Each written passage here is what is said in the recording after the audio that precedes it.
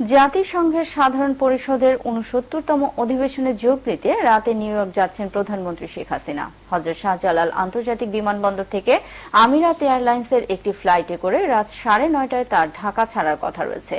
যাত্রাপথে দুবাইতে ২ ঘণ্টার যাত্রা বিরতি রয়েছে।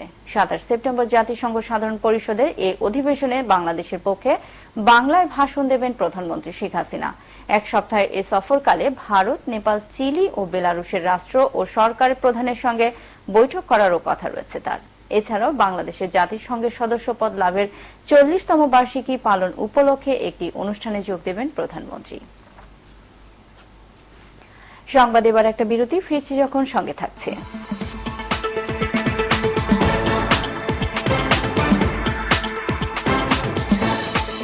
রাজনৈতিক সংকট কাটিয়ে ঐকমত্যের সরকার গঠিত হল আফগানিস্তানে। এবং এশিয়ান গেমসে গ্রুপ পর্বে নিজেদের দ্বিতীয় ম্যাচেও ধরাশায়ী বাংলাদেশ, হকি টিম ৫-১ গোলে মালয়েশিয়ার কাছে হার।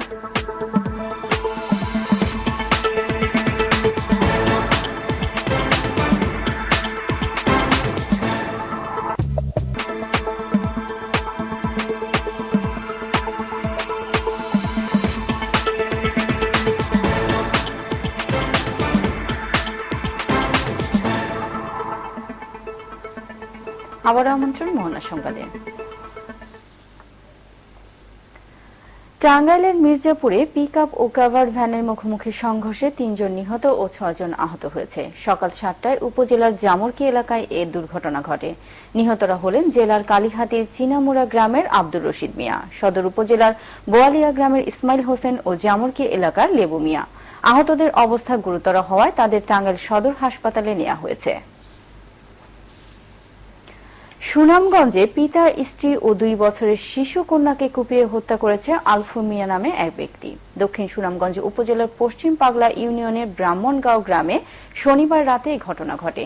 স্থানীয়রা জানায়, স্ত্রীর সঙ্গে ঝগড়া লেগে আলফু মিয়া তাকে মারতে শুরু করে। এক পর্যায়ে তার পিতা আটকাতে গেলে তাকেও দা দিয়ে কোপাতে থাকে। এরপর তার মেয়েকে ও স্ত্রীকে একইভাবে কুপিয়ে আহত করে তিনি। ঘটনাস্থলে তাদের মৃত্যু হয়। এলাকাবাসী ধরে আলফু মিয়াকে পুলিশে সোপর্দ করেছে। স্বজনদের দাবি, আলফু মিয়া মানসিক ভারসাম্যহীন।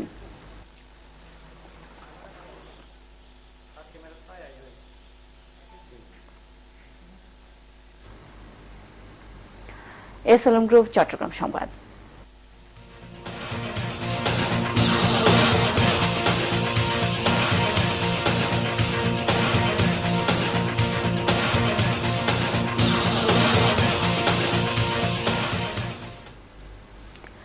চট্টগ্রামের কর্ণফুলী নদীতে ইঞ্জিন চালিত নৌকায় অগ্নিকাণ্ডে দগ্ধ হয়েছে ৪ জন। তাদেরকে চট্টগ্রাম মেডিকেল কলেজ হাসপাতালে ভর্তি করা হয়েছে। শনিবার সকালে ফিরিঙ্গি বাজার এলাকায় এই নৌ দুর্ঘটনায় নিখোঁজ আছে আরও ৪ জন। অগ্নিকাণ্ডের ফলে কর্ণফুলী নদীতে তেল ছড়িয়ে পড়ে। নৌকায় তেলের ড্রামে আগুন লেগে এই অগ্নিকাণ্ডের সূত্রপাত হয় বলে জানায় ফায়ার সার্ভিস কর্তৃপক্ষ। 7 প্রপার্টিজ লিমিটেড অর্থ ও বাণিজ্য সংবাদ।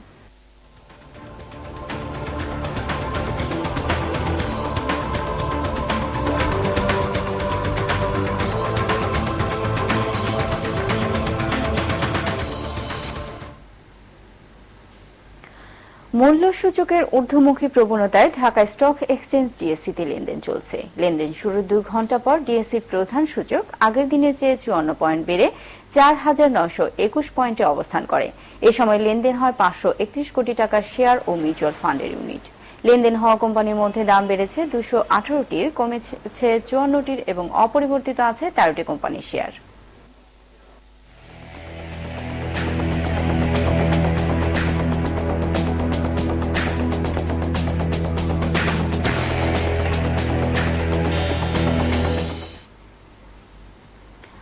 আন্তর্জাতিক।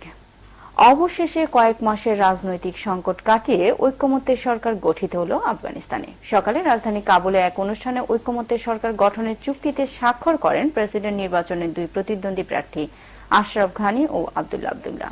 এর মধ্য দিয়ে গত জুলাই অনুষ্ঠিত বিতর্কিত নির্বাচনের পর থেকে ফলাফল নিয়ে সৃষ্ট জটিলতার অবসান হল। চুক্তি অনুযায়ী দেশটির নতুন প্রেসিডেন্টের দায়িত্ব নেবেন আশরাফ ঘানি ও সরকারের প্রধান নির্বাহী পদে থাকবেন আব্দুল্লাহ আব্দুল্লাহ। আজ আনুষ্ঠানিকভাবে নির্বাচন কমিশন ফলাফল ঘোষণা করার কথা রয়েছে। এর আগে শনিবার প্রতিদ্বন্দ্বী প্রার্থী আশরাফ ঘানির কাছে পরাজয় মেনে নেওয়ার ঘোষণা দেন সাবেক পররাষ্ট্রমন্ত্রী আব্দুল্লাহ। সবকিছু ভুলে একটি জাতীয় ঐকমত্যের সরকার গঠনের সিদ্ধান্ত নেন দুই নেতা। সিরিয়ার উত্তরাঞ্চলে আইএস বিদ্রোহীদের অগ্রসরের খবরে গেল দুদিনে বাড়িঘর ছেড়ে প্রতিবেশী দেশ তুরস্কে আশ্রয় নিয়েছে ৬৬,০০০-এরও বেশি শরণার্থী।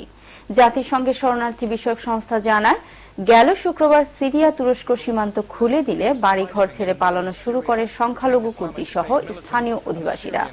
আগামী কয়েকদিনে এই সংখ্যা আরও বাড়তে পারে বলে জানায় জাতিসংঘ। এ নিয়ে তুরস্কের শুধু সিরিয়ান কুর্দির সংখ্যাই ৬০,০০০ ছাড়িয়ে গেছে। এদিকে পোপ ফ্রান্সিসের সঙ্গে বন্ধুত্বপূর্ণ সম্পর্ক থাকায় আর্জেন্টিনার প্রেসিডেন্ট ক্রিস্টিনা ফার্নান্দেজ কর্সনারকে হুমকি দিয়েছে আইএস বিদ্রোহীরা। শনিবার সকালে ভ্যাটিকান সফরকালে আর্জেন্টিনার প্রেসিডেন্ট এ দাবি করেন।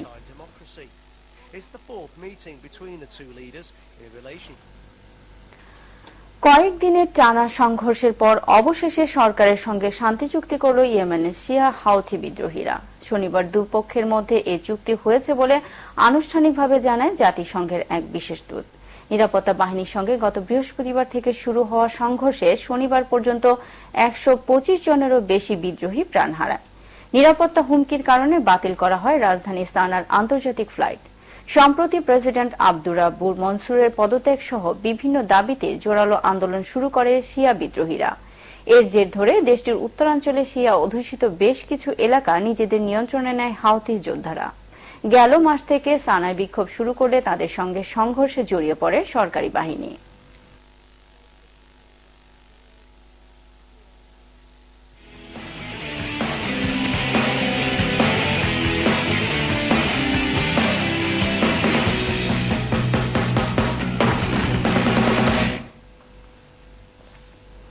খেলার খবর, শুরুতেই এশিয়ান গেমস প্রসঙ্গ। হকিতে গ্রুপ পর্বে নিজেদের দ্বিতীয় ম্যাচেও বড় ব্যবধানে হারল বাংলাদেশ। মালয়েশিয়ার কাছে ৫-১ গোলে ব্যবধানে হেরেছে নাভিদ আলমের শিশুরা। এই পরাজয়ে গ্রুপ পর্ব পেরোনোর স্বপ্ন প্রায় শেষ লাল সবুজ শিবিরের। মঙ্গলবার সিঙ্গাপুরের বিপক্ষে নিজেদের তৃতীয় ম্যাচে নামবে বাংলাদেশ। এদিকে কোয়ালিফাইং রাউন্ডে ওঠার লড়াই মেয়েদের টি-20তেও হংকংকে ৪ রানে হারিয়েছে চীন। আসরের প্রথম দিন শেষে পদক তালিকার শীর্ষে থাকা স্বাগতিক দক্ষিণ কোরিয়া দ্বিতীয় দিনেও একটি স্বর্ণ জিতেছে। এই নিয়ে ৭টি স্বর্ণসহ মোট ১৯টি পদক পেয়েছে স্বাগতিকরা। আর সমান স্বর্ণসহ মোট ১৫টি পদক নিয়ে দ্বিতীয়তে অবস্থান করছে এশিয়াডের সর্বোচ্চ স্বর্ণজয়ী চীন।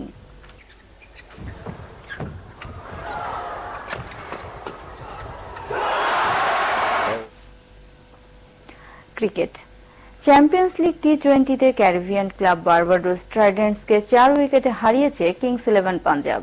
শনিবার মোহালিতে টস হেরে ব্যাটিংয়ে নামে বার্বাডোস। ওপেনার মোনা ভেরেরার ৫০ ও রিফারের অপরাজিত ৬০ রানে ভর করে ইনিংস শেষে ট্রাইডেন্টসের সংগ্রহ দাঁড়ায় ৬ উইকেটে ১৭৪ রান। জবাবে ব্যাট করতে নেমে ২ বল হাতে রেখে ৪ উইকেট জয় পায় কিংস 11। ম্যাচ সেরা হন পাঞ্জাবের পক্ষে সর্বোচ্চ অপরাজিত ৪৬ রান করা মিলার।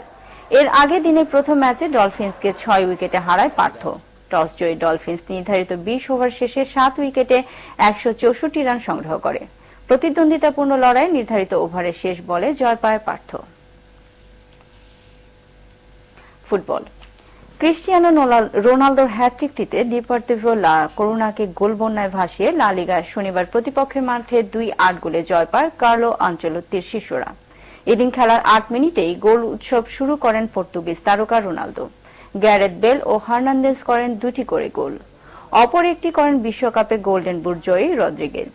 ডিপোর্টিভোর পক্ষে সান্ত্বনাসূচক গোল ২টি করেন মেদুন জানিন ও নিকোলাস। দিনের অন্য ম্যাচে সেল্টা ভিগোর কাছে হোঁচট খেয়েছে বর্তমান চ্যাম্পিয়ন অ্যাটলেটিকো মাদ্রিদ। এদিন নিজেদের মাঠে ২-২ গোলে ড্র করে সিমিওনের শিষ্যরা। এছাড়াও এদিন জয় পেয়েছে মালাগা। এদিকে আজ রাত ১টায় নিজেদের মাঠে লেভান্তেকে মোকাবেলা করবে মেসি নেইমারের বার্সেলোনা। এর আগে রাত ১১টায় মাঠে নামবে সেভিয়া ও কর্দোভা।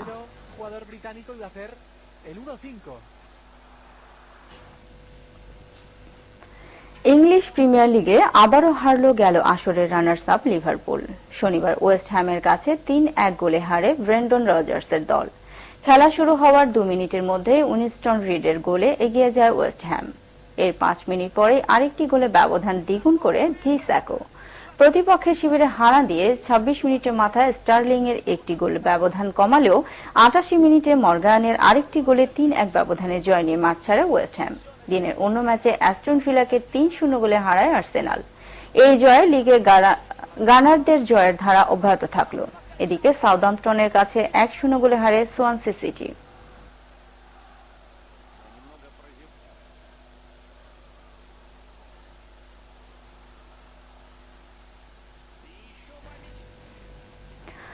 আর্জেন্টাইন তারকা কার্লোস তেভেজের একমাত্র গোলে সিরিয়ায় জয়ের ধারা অব্যাহত রাখল ইউভেন্টাস। শনিবার প্রতিপক্ষের মাঠে এসি মিলানকে ১-০ গোলে হারায় বর্তমান চ্যাম্পিয়নরা। এদিন শুরু থেকে আক্রমণাত্মক ফুটবল খেলতে থাকে দুদল। প্রথমার্ধে গোলশূন্য কাটায় দ্বিতীয়ার্ধের আরও বেশি আক্রমণে যায় দল দুটি। খেলার ৭১ মিনিটে প্রতিপক্ষের গোলরক্ষককে ফাঁকি দিয়ে ইউভেন্টাসকে এগিয়ে নেন কার্লোস তেভেজ। এরপর আর কোনো গোলে দেখা না পেলে ১-০ ব্যবধানে জয় নিয়ে মাঠ ছাড়ে ইউভেন্টাস। দিনের অন্য ম্যাচে সেসেনার সঙ্গে ২-২ গোলে ড্র করে এমপোলি।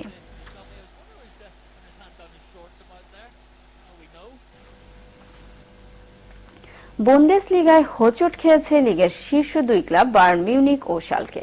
শনিবার নিজেদের মাঠে আইনট্রাক্ট ফ্রাঙ্কফুর্টের সঙ্গে ২-২ গোলে ড্র করেছে শালকে। এদিন প্রথমার্ধে ২৪ মিনিটের মধ্যে মিয়ের ও রুসের গোলে এগিয়ে যায় ফ্রাঙ্কফুর্ট। খেলার ৪০ মিনিটে পিছিয়ে থাকা শালকের ব্যবধান কমান চৌপো। দ্বিতীয়ার্ধের ৫ মিনিটে ডাক্সলারের গোলে সমতায় ফেরে শালকে। দিনের অন্য ম্যাচে প্রতিপক্ষের মাঠে গোলশূন্য ড্র করেছে বর্তমান চ্যাম্পিয়ন বায়ার্ন মিউনিখ। একই দিনে মাইনজের কাছে ২-০ গোলে হেরেছে লিগের আরেক শীর্ষ ক্লাব বরুসিয়া ডর্টমুন্ড। এছাড়াও এদিন জয় পেয়েছে অক্সবুর্গ পাদেরবান।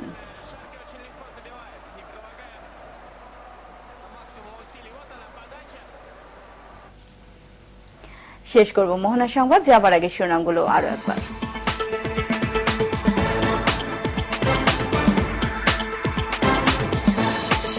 আইন করে নিষিদ্ধ করা হলে আন্ডারগ্রাউন্ডে চলে যাবে জামায়াত, মন্তব্য অর্থমন্ত্রী আবুল মাল আব্দুল মুহিতের। সাঈদীর আমৃত্যু কারাদণ্ডের প্রতিবাদে জামায়াতের ঢিলেঢালা হরতাল, কোনো নৈরাজ্য সহ্য করা হবে না বললেন মায়া।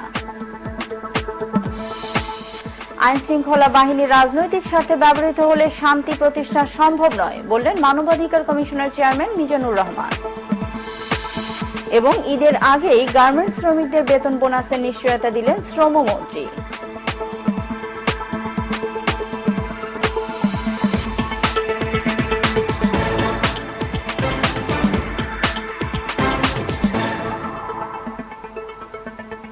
সবাইকে আবারও শুভেচ্ছা জানিয়ে শেষ করছি মোহনা সংবাদ। বিকেল ৪:৩০ সংবাদ সারা দিয়ে দেখার আমন্ত্রণ রইল। মোহনার সবশেষ সংবাদ জানতে আপনার গ্রামীণ ফোন নম্বর থেকে ডায়াল করতে পারেন ৪২৩৮ নম্বরে।